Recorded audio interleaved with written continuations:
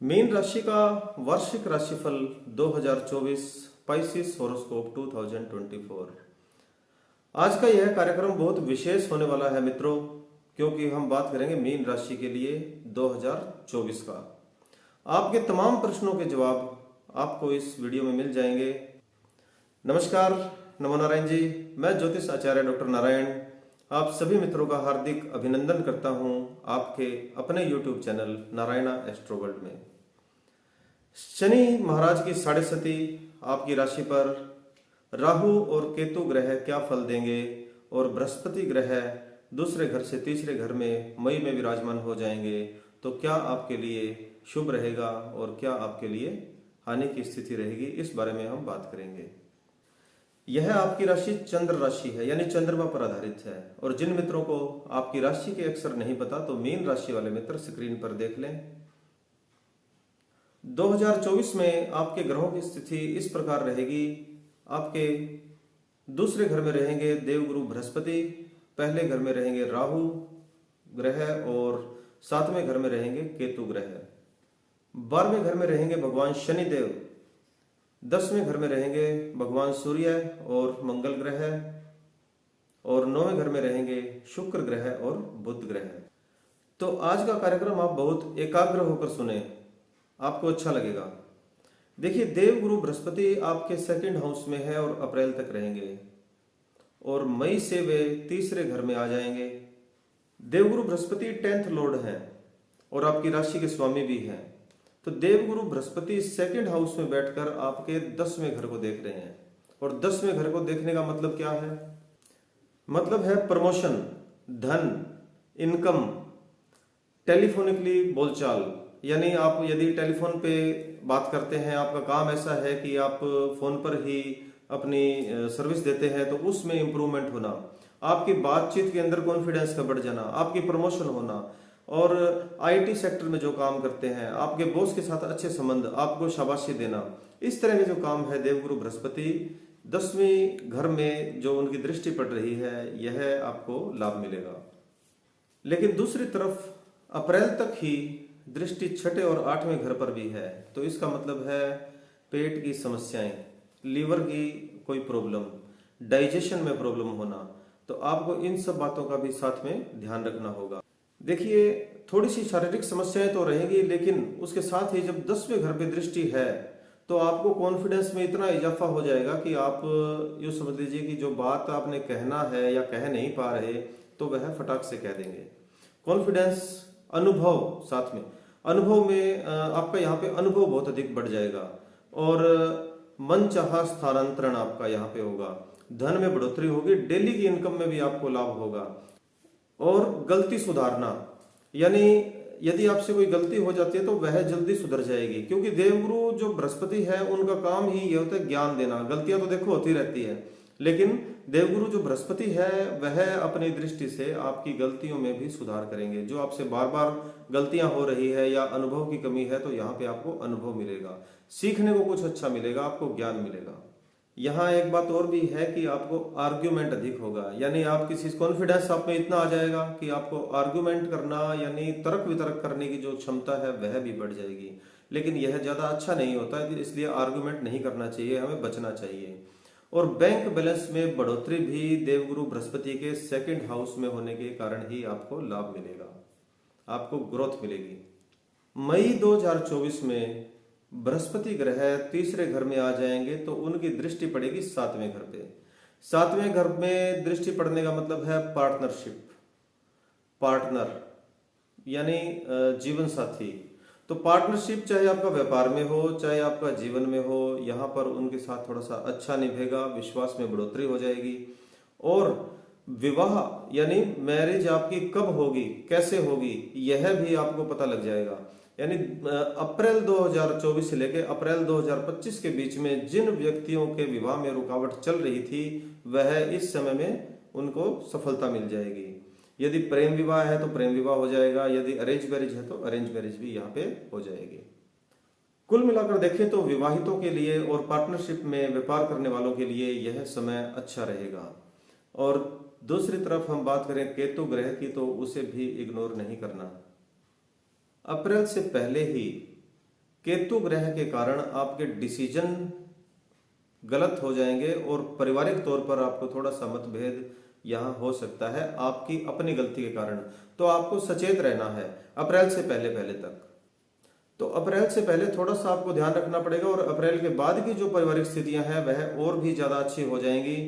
और जो वैवाहिक जीवन है, यदि वो विवाहित हैं तो उनके विवाहिक जीवन में और भी इम्प्रूवमेंट देखने को मिलेगी। हो सकता है कि पति और पत्नी दोनों ही वर्किंग हो जाएं, यानी काम करने वाले हो जाएं। तो यह व्यापारिक दृष्टि से और इनकम की दृष्टि से, ग्रोथ की दृष्टि से, बैंक बैलेंस के ग्रोथ की दृष्टि से यह समय आपके लिए अच्छा रहेगा।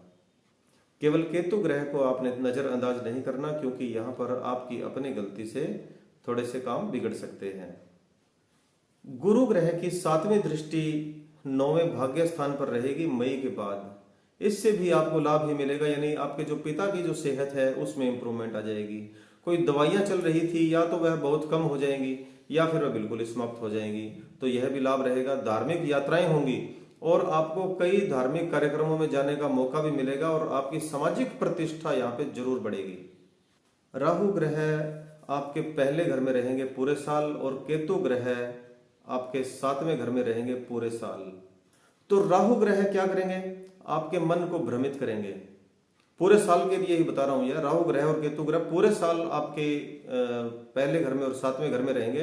तो बीच बीच में कई समय ऐसा आएगा कि आपके मन को भ्रमित करेंगे, यानी आप झांसे में आ सकते हैं। तो आप थोड़ा सा उस पर सोच विचार कर लें।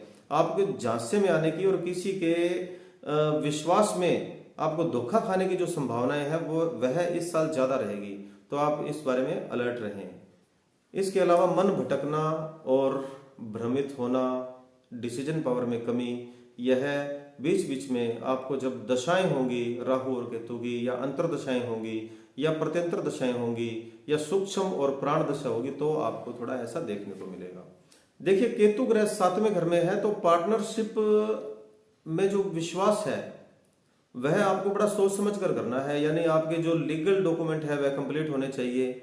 आपके कोई बिजनेस डीड है कोई, वह अच्छे तरीके से आप कर लें। राहु और केतु ग्रह होते हुए भी आपको अप्रैल के बाद ग्रोथ मिलेगी आपके व्यापार में, आपके काम में, करियर में। अब बात करते हैं भगवान शनिदेव की। शनिदेव आपके 12वें घर में है। यह शनिदेव का खुद का घर है और आपको शनि की 7.5 भी इस साल रहेगी और जुलाई में मार्गी से वक्री भी हो जाएंगे। हर साल होते हैं वक्री, तो इस साल भी हो जाएंगे। तो शनि ग्रह आपको क्या लाभ देंगे? शनि ग्रह आपको फॉरेन ट्रेवल करवाएंगे, क्योंकि 12वें घर में है। 12वां घर होता है यात्राओं के लिए भी, खर्चे के लिए भी होता है, दवाइयों के लिए भी होता है। तो यहाँ पे आपको फॉरेन ट्रेवल कराएंगे। इंपोर्ट एक्सपोर्ट का यदि आप काम है तो वह बढ़ जाएगा, निश्चित तौर पर बढ़ जाएगा। आपको विदेश में आपके कोई स्टोर है, कोई आपका व्यापार चल रहा है तो वह सेटल हो जाएगा और अच्छे तरीके से ग्रोथ करेगा। जो विद्यार्थी बाहर जाना चाहते हैं उनके रास्ते खुल जाएंगे, उनके जो इंटरव्यू है वह क्लियर हो जाएंगे। लेकिन 12वें घर में होने के कारण पैरों में थकान, आलस और कमजोरी भी रहेगी। यानी यात्रा से संबंध है इस घर का, तो थकान निश्चित है। आलस और काम को टालना, ऐसी आपकी नियति भी कुछ बनेगी कि आप चाहते हुए भी आप सोचेंगे कि आज नहीं है काम, कल करेंगे, कल नहीं है काम, 12 तारीख को करेंगे, 10 तारीख को करेंगे। आपके मन में ऐसे विचार आएंगे तो एक आलस का भाव भी रहेगा। और यहाँ आपको अपनी वाणी पर भी संयम रखना है कि आप किसी को अपशब्द न कहें, कि आपके कुछ यहाँ पे झगड़े फसाद ना हो जाएं, क्योंकि शनि ग्रह का जो संबंध है वह कोर्ट कचहरी से भी रहता है। जिन मित्रों की कुंडली में शनि ग्रह नीच के हैं, शनि की दशा चल रही है और शनि की 7.5 तो है ही, तो इस कारण उनको क्या होगा? टेंशन होने की संभावनाएं, डिप्रेशन होने की संभावनाएं, या नींद की कमी और नशे की तरफ उनका रुझान होने की जो संभावनाएं हैं वह ज्यादा रहेगी। तो आपको इन चीजों से बचना है। केवल उन व्यक्तियों को जिनकी कुंडली में शनि नीच के हैं, शनि भारी हैं, शनि की दशा चल रही है और 7.5 तो है ही, तो उनका नशे की तरफ रुझान होना, उन बच्चों का नशे की तरफ जाना, बुरी संगति में जाना, टेंशन या डिप्रेशन और शिक्षा की तरफ ध्यान से कमी हो जाना। और एक बात और भी बता दूं कि इस साल उन जातकों के लिए वाहन खरीदना और घर खरीदने का सुख नहीं है, वह 2025 में अप्रैल के बाद होगा। शनिदेव महाराज की दृष्टि छठे घर पर है तो ऋण रोग और शत्रु से मुक्ति मिलेगी, क्योंकि छठा घर ऋण रोग और शत्रु का है। आपके जो कर्ज हैं वह उतर जाएंगे या बिल्कुल मामूली नाम मात्र के रह जाएंगे, जिन्हें आप खुद ही सोचेंगे अपने आप उतर जाएंगे। और जो शत्रु है वह आपका कुछ नहीं बिगाड़ सकेंगे, परास्त हो जाएंगे या आपको उनसे डरने की जरूरत नहीं रहेगी। कोर्ट कचहरी के जो काम है वह समाप्त हो जाएंगे। और जो रोग हैं उनमें बीमारी या तो ठीक हो जाएगी या दवाइयाँ बहुत ही निम्न स्तर पे मामूली दवाइयाँ हो जाएगी, या जैसे घरेलू कुछ इलाज करें तो उनसे भी आपको फर्क पड़ जाएगा। मीन राशि वाले मित्र जो राजनीति में उतर रहे हैं या उतर चुके हैं या पहले से ही राजनीति में उनका बड़ा नाम है, उनको भी इस साल साढ़े सती के कारण भागदौड़ ज्यादा करनी पड़ेगी, क्योंकि साढ़े सती की पनौती है तो उनको यात्राएं, काम, भागदौड़ यह सब ज्यादा करना होगा। लेकिन उनको सहयोग जरूर मिलेगा बृहस्पति की दृष्टि के कारण, और उनका नाम भी होगा, उनका मान सम्मान भी यहाँ पे बढ़ जाएगा। खर्चे तो होंगे लेकिन संघर्ष के साथ उनको आगे लाभ मिलने की जो संभावनाएं हैं वह बढ़ती रहेंगी। अब मोटा मोटे तौर पर देखें तो 2024 में आपके लिए सूर्य और मंगल की युति आपको व्यापार अच्छा देगी, आपके रास्ते अपने आप खुलते रहेंगे, और जमीन जायदाद के जो मामले हैं उनमें आपको लाभ मिलेगा। यदि कोर्ट केस चल रहा है तो उनमें आपको सफलता मिलेगी। फरवरी और मार्च के महीने में आपको बड़ी पदोन्नति या कोई बड़ी जिम्मेदारी पारिवारिक तौर पर, सामाजिक तौर पर, परिवार, मोहल्ले या आपके समाज के लिए आपको कोई बड़ी जिम्मेदारी मिल सकती है। शनि भगवान का 12वें घर में होना दवाइयों पर थोड़ा सा बोझ बढ़ जाएगा, यानी परिवार, हो सकता है परिवार में किसी और सदस्य की कोई दवाई चलती हो तो वह बढ़ जाए, और आर्थिक स्थिति में थोड़ा सा उतार चढ़ाव रहेगा, लेकिन व्यापार की तरफ दृष्टि अच्छी रहेगी। इस साल में जो होटल का काम करते हैं, रेस्टोरेंट का काम करते हैं, खाने पीने से संबंधित काम है, प्रशासनिक सेवा में है, पुलिस में है, वैज्ञानिक है, खोजकर्ता है, अनुसंधान का कार्य करते हैं, और एडवोकेट है, सीए है, जज है, और इसके साथ जिनका दवाइयों का काम है और जमीन से जुड़े हुए कार्य है, पुश्तैनी काम है और टायर का काम है, जिनका गाड़ियों का काम है, और विद्यार्थियों को, और जिनका टूर एंड ट्रेवल का काम है, उनको सफलता जरूर मिलेगी। संतान के लिए यह साल अच्छा रहेगा। फरवरी मार्च में थोड़ा सा ध्यान देने की जरूरत है कि कहीं उनका दिमाग पढ़ाई से थोड़ा सा दूर न हो जाए, उनका मन कहीं विचलित न हो जाए, तो आप उनके ऊपर थोड़ा फोकस रखें। साल के अंत में उच्च शिक्षा के योग, जो व्यक्ति उच्च शिक्षा के लिए विदेश जाना चाहते हैं, बड़ी यूनिवर्सिटी में जाना चाहते हैं, लोन पास करवाना चाहते हैं, उनके इंटरव्यू है, उनके कोई एग्जाम चल रहे हैं, तो उनको यहाँ पे सफलता मिलेगी। अप्रैल के महीने में वाहन चलाने वाले जो लोग हैं, जो ड्राइवर का काम करते हैं या जिनके ट्रांसपोर्ट का काम है, उनको सरकारी दंड मिल सकता है, और वाहन भी उनको ध्यान से चलाना होगा। आपकी मीन राशि के स्वामी बृहस्पति है, इसलिए आपको गुरुवार, मंगलवार और रविवार का दिन बहुत अच्छा रहेगा। बाकी के दिन आपके लिए सामान्य रहेंगे। 3 अंक और 7 अंक आपके लिए अच्छा रहेगा। यदि आप कुछ कार्य करते हैं तो इन अंकों से मिलते जुलते या इन अंकों को बीच में रखकर कार्य करें। कोई आपने यात्राएं करनी है तो इन तारीखों को आप ध्यान रखें। गाड़ी का आपने नंबर लेना हो, फोन नंबर लेना हो, कोई और नंबर लेना हो, बैंक अकाउंट नंबर लेना हो, तो आप इन नंबरों को ध्यान में रखें।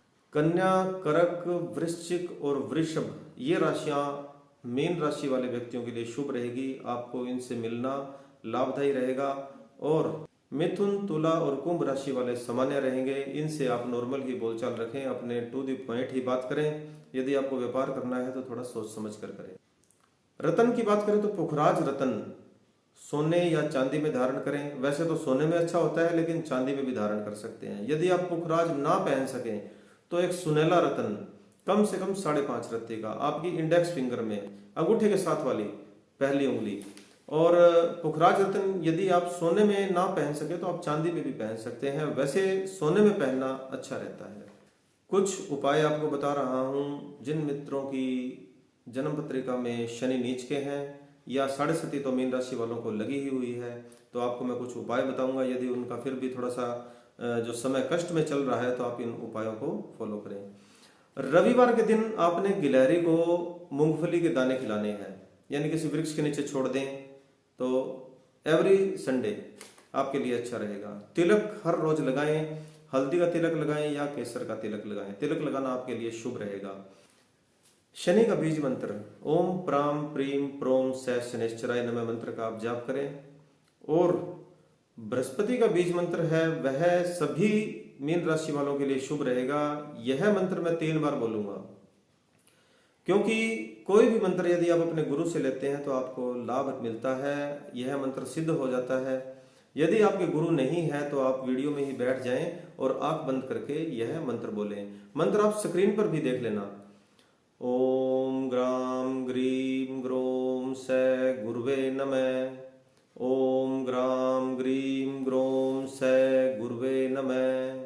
ओम ग्राम ग्रीम ग्रोम सै गुरुवे नमः। यह मंत्र आपके लिए एक चमत्कारी मंत्र है। 16,000 मंत्र का आपने जाप करना है। उसके अलावा आप हर रोज एक माला इस मंत्र की जाप करें। यदि आप हर रोज नहीं कर सकते तो कम से कम वीरवार के दिन आप अवश्य करें। भोजन और चप्पल या जूते का दान करें। यह था हमारा मीन राशि का वार्षिक राशिफल। मैंने बहुत कोशिश की कि आपको अच्छा बता सकूं। यदि आपको मेरा वीडियो पसंद आया है तो आप जय श्री राधे कृष्णा या नमो नारायण जी कमेंट में अवश्य लिखें और हमारे चैनल को सब्सक्राइब करें। जय जय नमो नारायण जी, जय जय नमो नारायण जी, जय शनिदेव।